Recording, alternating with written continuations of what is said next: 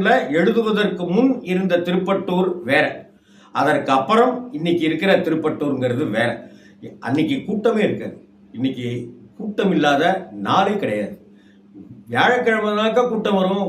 குரு பகவான் இருக்கிறாரு, பிரம்மா குரு பிரம்மா, அதனால வியாழக்கிழமை கூட்டம் வரும் அப்படின்ட்டுலாம் சொல்லணும். என்னுடைய குருநாதர் எழுத்து சித்தர் பாலகுமாரன் சார், என்னடா திருப்பட்டூர் திருப்பட்டூர்னு பயங்கரமா நீ எழுதிக்கிட்டே இருக்கியா, எல்லாரும் சொல்லிக்கிட்டே இருக்காங்க.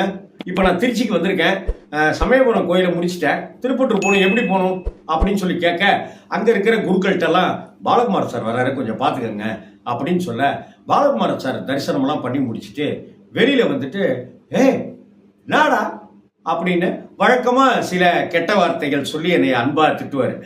பாலச்சந்தர் சார் வந்து கமலஹாசனை வந்து ராஸ்கல், பரவா பிரமாதப்படுத்திடா ராஸ்கல் அப்படின்னு அடிக்கடி சொல்லுவாராம்.